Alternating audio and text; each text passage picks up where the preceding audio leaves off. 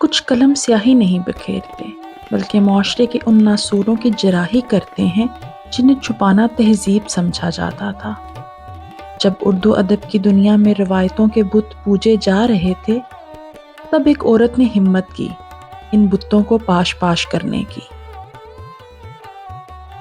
وہ جنہیں اردو ادب کی باغی بیٹی کہا گیا، جن کے قلم کی کاٹ سے بڑے بڑے برج الٹ گئے، جنہوں نے مڈل طبقے کے بند کمروں، ریشمی لحافوں اور گھریلو سازشوں کو وہ زبان دی جو اس سے پہلے کبھی نہ کسی نے سنی تھی اور نہ ہی کبھی دیکھی تھی۔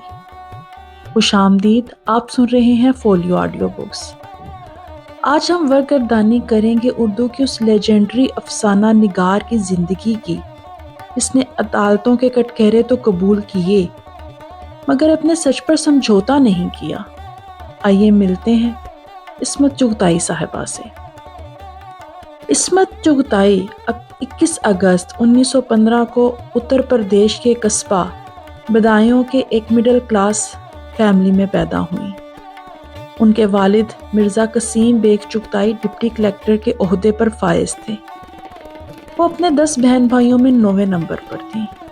عصمت نے جب ہوش سنبھالا تو ان کے بڑے بھائی عظیم بیگ چغتائی ادب کے میدان میں جھنڈے گاڑ چکے تھے۔ چنانچہ جب انہوں نے لکھنا لکھانا شروع کیا تو اپنے ادبی پس منظر کی وجہ سے قدم جمانے میں کچھ زیادہ ٹائم نہیں لگا۔ جس وقت عصمت نے ادبی دنیا میں قدم رکھا، وہ اردو کی ترقی پسند ادبی تحریک کا نقطہ آغاز تھا۔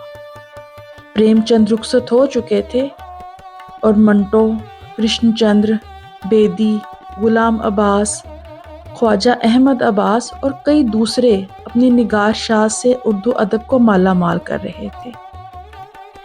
عصمت چغتائی کے گھرانے میں لڑکیوں کو اعلیٰ تعلیم دلانے کا کوئی رجحان نہ تھا، مگر عصمت کی ضد اور تعلیم میں ان کی دلچسپی کو دیکھتے ہوئے ان کے والد نے انہیں علی گڑھ اور پھر بعد میں لکھنؤ سے تعلیم حاصل کرنے کی اجازت دی۔ یہی وہ زمانہ تھا جب ان کی تحریریں ادبی جریدوں میں شائع ہونا شروع ہوئیں۔ عصمت چغتائی سے پہلے کئی خواتین ادبی دنیا میں قدم رکھ چکی تھیں، مگر عصمت کے بے باک قلم نے بہت جلد پوری ادبی دنیا کی توجہ اپنی جانب کروا لی۔ عصمت چغتائی کو زبان و بیان پر غیر معمولی دسترس تھی۔ انہوں نے نثر کی ہر صنف میں اپنے نقوش ثبت کیے، جن میں افسانہ، ناول، ڈرامہ، خاکہ، مضامین، سفر نامہ اور آپ بیتیاں بھی شامل ہیں۔ عصمت چغتائی اردو کی ترقی پسند ادبی تحریک کے ہر اول دستے میں شامل تھی۔ وہ غالباً اردو کی پہلی ادیبہ تھیں جن کی کسی تحریر پر پابندی عائد ہوئی اور ان پر فحاشی کے الزام میں باقاعدہ مقدمہ چلا، اور وہ افسانہ لحاف تھا جو بقول عصمت چغتائی کے ایک سچے واقعے پر مشتمل تھا۔ عصمت چغتائی نے اس مقدمے کا سامنا کیا اور عدالت نے انہیں باعزت بری کیا۔ انہوں نے اپنی خود نوشت کاغذی ہے پیرہن میں لکھا، لحاف نے مجھے بڑے جوتے کھلوائے۔ اس کہانی پر میری اور میرے شوہر کی اتنی لڑائیاں ہوئیں کہ زندگی جنگ کا میدان بن گئی، مگر مجھے لحاف کی بڑی قیمت ملی، ساری کوفت مٹ گئی۔ بہت دن بعد علی گڑھ گئی، وہ بیگم جن پر میں نے کہانی لکھی تھی ان کے خیال سے رونگٹے ہی کھڑے ہونے لگتے تھے۔ لوگوں نے انہیں بتا دیا کہ لحاف ان پر لکھی گئی ہے۔ ایک دعوت میں ان سے سامنا بھی ہوا، میرے پیروں تلے زمین کھسک گئی۔ انہوں نے اپنی بڑی بڑی آنکھوں سے میری طرف دیکھا، لیکن پھول کی طرح کھل اٹھی، پیٹھ چیرتی ہوئی میری طرف لپکی اور مجھے گلے لگا لیا اور ایک طرف لے گئی۔ کہتی ہیں پتہ ہے میں نے طلاق لے کر دوسری شادی کر لی اور اب میرا ایک چاند سا بیٹا بھی ہے۔ میرا جی چاہا کسی سے لپٹ کر زور زور سے روؤں، آنسو روکے نہ رکے، مگر میں کہے لگا رہی تھی۔ انہوں نے میری بڑی شاندار دعوت کی اور میں مالا مال ہو گئی۔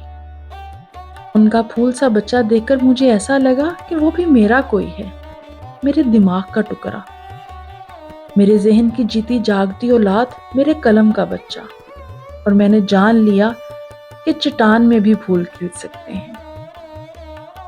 عصمت چغتائی نے اپنے بڑے بھائی عظیم بیگ چغتائی کی وفات پر دوزخی کے عنوان سے ایک شاندار خاکہ تحریر کیا۔ ادب کے ناقدین نے اس خاکے کا بھرپور خیر مقدم کیا اور یہ اردو ادب کا ایک شاہکار ادب پارہ قرار پایا۔ نثار احمد فاروقی کے الفاظ میں یہ اسکیچ عصمت نے اپنے بھائی عظیم بیگ چغتائی پر لکھا ہے۔ مختصر ہونے کے باوصف اس کی خوبی یہ ہے کہ زبان بہت سادہ اور دل میں اتر جانے والی ہے۔ یوں محسوس ہوتا ہے کہ اس کے لفظ لفظ میں خون کے آنسو جم گئے۔ صاف اور سہل زبان، دل کو ہلا دینے والا لب و لہجہ اور رونگٹے کھڑے کر دینے والی سنسنی، عصمت نے جو تاثر پیدا کرنا چاہا اس میں وہ اپنی منشا سے زیادہ کامیاب ہوئی۔ اچھے خاکوں کی کتنی ہی مختصر فہرست بنائی جائے، دوزخی اگر اس میں شامل نہیں تو فہرست یقیناً نامکمل رہے گی۔ اس خاکے کا حوالہ منٹو کے اس خاکے میں بھی موجود ہے جو انہوں نے عصمت چغتائی پر لکھا تھا۔ منٹو لکھتے ہیں، ساکی میں دوزخی چھپا، میری بہن نے پڑھا اور مجھ سے کہا، سعادت یہ عصمت کیسی بےہودہ عورت ہے کہ اپنے موئے بھائی کو بھی نہیں چھوڑا، کمبخت نے کیسی کیسی فضول باتیں لکھی ہیں۔ تو میں نے کہا، اقبال اگر تم مجھ پر ایسا ہی مضمون لکھنے کا وعدہ کرو تو میں ابھی مرنے کے لیے تیار ہوں۔ بقول جگدیش چندر ودھاون، اس سے بڑا خراج تحسین کوئی فنکار اپنے ہم عصر کو نہیں دے سکتا۔ یہ عصمت چغتائی کی ابتدا تھی۔ اس کے بعد انہوں نے سینکڑوں افسانے، ڈرامے اور چند ناول اور ناولٹ تحریر کیے۔ ان کی خود نوشت میں بھی کاغذی ہے پیرہن کے عنوان سے منظر عام پر آئی۔ زندگی عصمت چغتائی اپنے موت کے بعد بھی دنیا کو چونکانے سے باز نہ آ سکی۔ ان کی وفات کے بعد انہیں سپرد خاک کرنے کی بجائے سپرد آتش کرنے کا فیصلہ ادبی دنیا میں موضوع بحث بن گیا۔ مشہور ادیبہ قرۃ العین حیدر نے جمیل اختر کو دیے گئے اپنے ایک انٹرویو میں بتایا، عصمت آپا کے لیے یہ مشہور ہے کہ ان کی وصیت کے مطابق ان کو نظر آتش کیا جائے، یہ بالکل غلط ہے۔ جب ان کی کوئی عزیزہ پاکستان آئی تھیں تو ان فاتحہ خوانی کے لیے عصمت آپا بڑی بہن کے مزار پر گئی تھیں۔ عصمت آپا نے ایک طرف اشارہ کر کے ان سے کہا، دیکھو یہ جگہ میں نے اپنے لیے محفوظ کر لی ہے۔ اصل واقعہ شاید یہ تھا کہ ان کی بیٹی سیما نے ایک ہندو نوجوان سے شادی کر لی تھی۔ اس کا بیٹا عصمت آپا کو بہت عزیز تھا، وہ بھی اپنی نانی سے بہت محبت کرتا تھا۔ وہ لڑکا اپنے آپ کو اپنے باپ کے سماج کا ایک فرد گردانتا تھا۔ چنانچہ جب عصمت آپا کا انتقال ہوا تو اس نے ان کو شمشان گھر پہنچا دیا، لیکن یہ ان کی بدقسمتی ہے کہ وہ بیچاری زندگی میں بھی کچھ لوگوں کی طرح ملامت کا شکار رہیں اور مرنے کے بعد بھی۔ مگر یہی قرۃ العین حیدر عصمت چغتائی کے لکھے گئے اپنے خاکے لیڈی چنگیز خان میں لکھتی ہیں، عصمت آپا اکثر کہتی تھی، بھئی مجھے تو قبر سے بہت ڈر لگتا ہے، مٹی میں توپ دیتے ہیں، دم گھٹ جائے گا۔ ایک بار میں نے کہا، دم ہوتا ہی کہاں ہے جو گھٹ جائے گا؟ کہنے لگی، نہیں بھئی کیا پتا کس وقت واپس آ جائے، بھئی میں تو اپنے آپ کو جلواؤں گی۔ عصمت کا کمال یہ تھا کہ وہ کہتی تھیں کر کے بھی دکھاتی تھیں۔ مثال کے طور پر جب مجروح سلطان پوری وغیرہ ان کے انتقال کی خبر سن کر سیدھے چندنواڑی قبرستان پہنچے تو معلوم ہوا ان کو ان کی وصیت کے مطابق سپرد برق کیا جا چکا ہے۔ انہوں نے یہ کہہ رکھا تھا کہ جب میں مروں تو کسی کو اطلاع نہ دینا اور مجھے فوراً میرے آخری جگہ پہنچا دینا۔ جگدیش چندر ودھاون نے اپنی کتاب عصمت چغتائی شخصیت اور فن میں لکھا کہ جنازے میں شامل ہونے والوں میں ان کی بیٹیوں اور نواسے کے علاوہ ڈاکٹر دھرم ویر بھارتی، پدما سچدیو کے شوہر سریندر سنگھ نوتیال اور وشوناتھ سچدیو تھے، اور بس۔ عصمت کی وصیت کے مطابق گیٹ وے آف انڈیا میں ذرا دور گہرے سمندر میں ان کی بیٹی نے ایک کشتی پر ان کے پھول رکھے اور ان کے نواسے نے انہیں سمندر کے نظر کر دیا۔ جگدیش چندر ودھاون نے مزید لکھا کہ عصمت چغتائی موت کے بعد بھی ایک ہنگامے کا موجب بن گئی اور ایک شدید قسم کی بحث چھڑ گئی، اور یہ ایک جذباتی قسم کی بحث تھی جس میں شدت و حدت آج بھی محسوس ہوتی ہے۔ ان کے فیصلے پر انگلی اٹھانے والوں نے جذبات سے مغلوب ہو کر بہت کچھ کہہ ڈالا، اور کچھ ایسے بھی تھے جنہوں نے ان کے فیصلے کو قطعاً ان کا ذاتی معاملہ گردانا اور اسے خارج از بحث ٹھہرایا۔ عصمت چغتائی کے انتقال کے 2 ماہ بعد جنوری 1992 میں دہلی سے شائع ہونے والے مشہور ادبی جریدے 20ویں صدی نے عصمت چغتائی کی یاد میں ایک خصوصی گوشہ شائع کیا، جن میں اس کی جس میں ان کی وفات پر اردو کے صفحے اول کے ادیبوں کے تاثرات شامل کیے گئے۔ ان تمام ادیبوں نے عصمت چغتائی کے جسد خاکی کو جلائے جانے پر مختلف آراء کا اظہار کیا۔ مجروح سلطان پوری نے کہا کہ یہ ایک بہت ہی احمقانہ خواہش تھی۔ یہ کیسا سیکولرزم ہے؟ دفنانے کے بجائے جلا دینا۔ کلچرل ویلیوز کو توڑنے کے لیے نہ وہاں پہ کوئی پوجا تھی نہ نماز۔ میں ان کی نعش سوزی میں نہیں گیا۔ سلمیٰ صدیقی جو عصمت کی جگری دوست تھیں اپنے جذبات یوں پیش کیے: میں اس بات سے اتفاق نہیں کرتی کیونکہ میں سوچتی ہوں کہ انسان کو اپنی روایات سے جڑا رہنا ہی بہتر ہوتا ہے۔ جب بھی ان سے مذہب کے متعلق بات کی تو انہوں نے یہی کہا کہ وہ جل جانا پسند کرے گی۔ وہ سیکولر تھیں مگر مذہب کے بارے میں، خاص طور پر موت کے بعد کی زندگی کے بارے میں ان کے خیالات بہت گنجلک تھے۔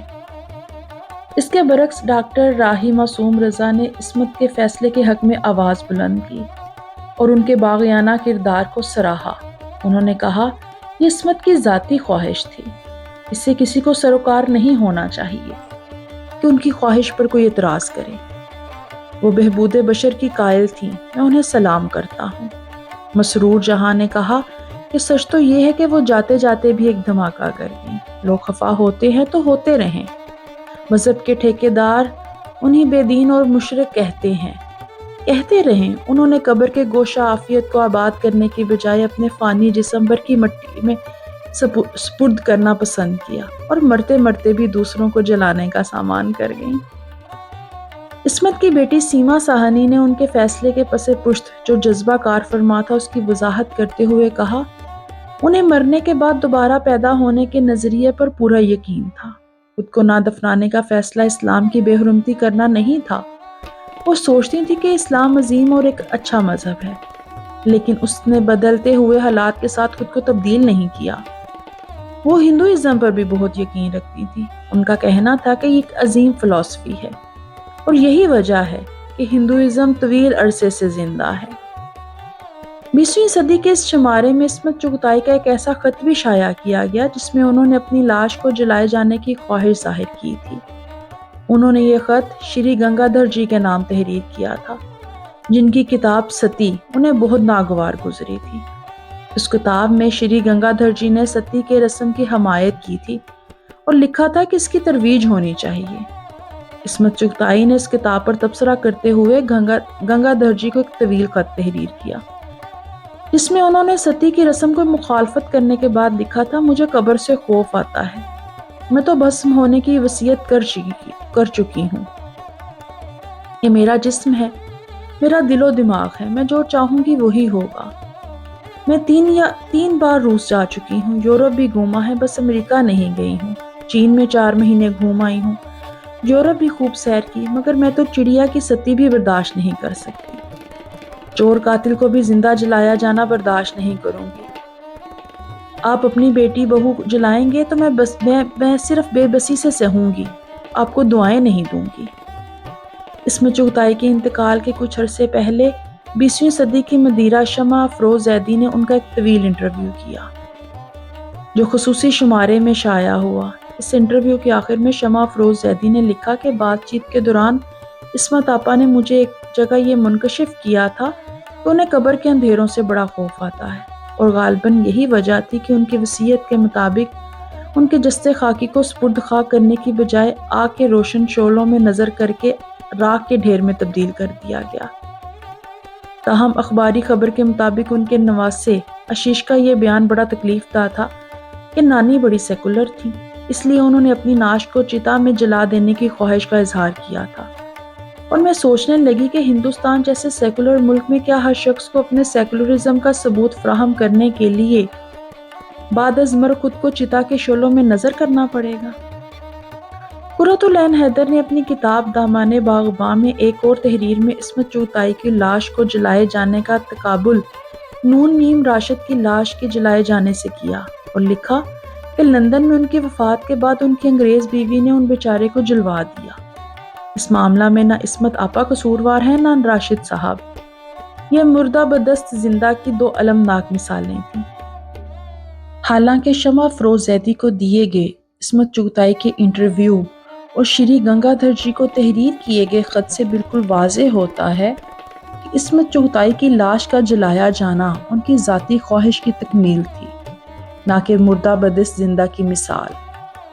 خیر، عصمت آپا آج ہمارے درمیان نہیں، مگر ان کے لکھے ہوئے کردار، چاہے وہ ننھی کی نانی ہو، بیگم جان ہو، یا چوتھی کا جوڑا سینے والی وہ بے بس ماں، وہ آج بھی ہمارے آس پاس زندہ ہیں۔